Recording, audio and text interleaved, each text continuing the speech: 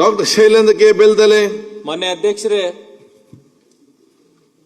ನಾನು ಆರೋಗ್ಯ ಸಚಿವರಿಗೆ ಆಯುಷ್ ಇಲಾಖೆಯಲ್ಲಿ ಪ್ರತಿ ಹೋಬಳಿ PSC ಇರಲಿ, CSC ಇರಲಿ, ಇಲ್ಲ ತಾಲೂಕು ಆಫೀಸ್, ಡಿಸ್ಟಿಕ್ ಆಫೀಸಲ್ಲಿ ಆಯುರ್ವೇದಿಕ್ ಮತ್ತು ಹೋಮಿಯೋಪತಿಕ್ ಡಾಕ್ಟರ್ಗಳನ್ನು ನೇಮಿಸಲು ಹಾಗೂ government homeopathic medical college Kalyana Karnataka ಭಾಗದಲ್ಲಿ ಯಾದಗಿರಿ ಆಗಲಿ, ಗುಲ್ಬರ್ಗ ಆಗಲಿ, ಬೀದರ್ ಜಿಲ್ಲೆಯಲ್ಲಿ ಅಥವಾ ನನ್ನ ವಿಧಾನಸಭಾ ಕ್ಷೇತ್ರದ ಸ್ಥಾಪಿಸುವ ಉದ್ದೇಶ ಇದೆ ಅಂತ ನಾನು ಮಾನ್ಯ ಮಂತ್ರಿಜಿಯವರಿಗೆ ಗಮನ ಸೆಳೆಯಲಿಕ್ಕೆ ಇಷ್ಟಪಡ್ತೀನಿ.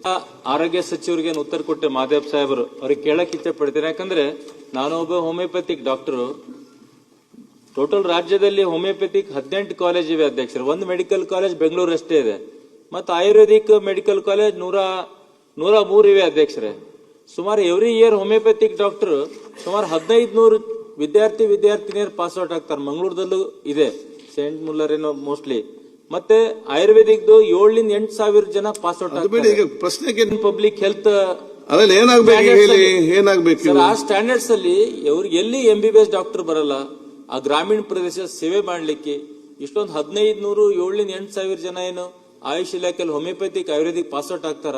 ಪಾಪ ಅವ್ರಿಗೆ ಗೌರ್ಮೆಂಟ್ ಒಂದು ಜಾಬ್ ಗ್ಯಾರಂಟಿ ಕೊಡಬೇಕು, ಅವರನ್ನ ನೇಮಕ ಮಾಡಬೇಕು ಅಂತ ನಾನು ತಮ್ಮ ಮೂಲಕ ನಾನು ಮಂತ್ರಿಯವರಿಗೆ ಹೇಳಕ್ ಇಚ್ಛೆ ಪಡ್ತೀನಿ. ಯಾಕಂದ್ರೆ ಬೇರೆ ಬೇರೆ ಸಿಸ್ಟಮ್ ಅಲ್ಲಿ ಪ್ರಾಕ್ಟೀಸ್ ಮಾಡ್ತಾರೆ, ನಡೆಯಲ್ಲ. ಸರ್ಕಾರದಲ್ಲಿ ಮೊನ್ನೆ ಕೋಲ್ಹಾಪುರದಲ್ಲಿ ಮಾಡಿದ್ದಾರೆ, ಎಲ್ಲ ಕಡೆ PSC ಅಲ್ಲಿ ತಗೊಂಡ್ರೆ ಅನುಕೂಲ ಆಗ್ತದ. ಯಾರು ಹೋಮಿಯೋಪತಿಕ್ ಪಾಸ್ ಔಟ್ ಆಗ್ತಾರೆ 18 ಕಾಲೇಜಲ್ಲಿ, ಅವ್ರ ಪಾಪ ಅವ್ರ ಜೀವ ನಡೀತದ ಅಂತ. ಆಯುರ್ವೇದಿಕ್ ಆಗಲಿ, ಹೋಮಿಯೋಪತಿಕ್ ಆಗಲಿ. ಹೋಮಿಯೋಪತಿಕ್ ತೋತಾನೆ ಇಲ್ಲ, ಇನ್ನು ಆಯುರ್ವೇದಿಕ್ ಸ್ವಲ್ಪ ತೋತಾ ಇದಾರೆ. ಮತ್ತೆ ಗೌರ್ಮೆಂಟ್ ಹೋಮಿಯೋಪತಿಕ್ ಮೆಡಿಕಲ್ ಕಾಲೇಜ್ ಒಂದ್ಸಲ ಯಾದಗಿರಿಕೇನು ಫೈನಲ್ ಆಗಿತ್ತು ಅಧ್ಯಕ್ಷರೇ, ಕಳೆದ 8-10 ವರ್ಷ ಕೆಳಗಡೆ.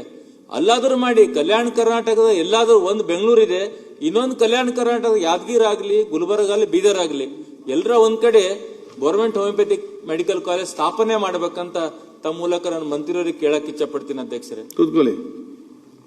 ತಾವೊಂದು ಮಂತ್ರಿ ಮಾನ್ಯ ಸಭಾಧ್ಯಕ್ಷರು ಅವರು ಹೋಮಿಯೋಪತಿಕ್ ಡಾಕ್ಟರು ನಮ್ಮ ಇವರು ಶೈಲೇಂದ್ರ ಬೆಲ್ದಾಳ್ ಅವರು ಜನ ಪ್ರಸ್ತಾವನೆ ಕಳಿಸಿ ಆಯುರ್ವೇದಿಕ್ ಹೋಗಿ ಬಂದರೆ ಸರ್ಕಾರ ಪರಿಶೀಲನೆ ಮಾಡಬಹುದು. ಬಟ್ ಸದ್ಯಕ್ಕೆ ಯಾವುದು ಪ್ರಸ್ತಾವನೆ ಸರ್ಕಾರದ ಮುಂದೆ ಇಲ್ಲ. ಆ ಥರದ ಪ್ರಸ್ತಾವನೆ ಬಂದಾಗ ಅವರ ಒಂದು ಏನು ಬೇಡಿಕೆ ಇದೆ, ಆ ಪ್ರಸ್ತಾವನೆ ಬಂದಾಗ ಅದನ್ನು ಪರಿಶೀಲಿಸಬಹುದು. ಸದ್ಯಕ್ಕೆ ಪ್ರಸ್ತಾವನೆ ಸರ್ಕಾರದ ಮುಂದೆ ಇಲ್ಲ.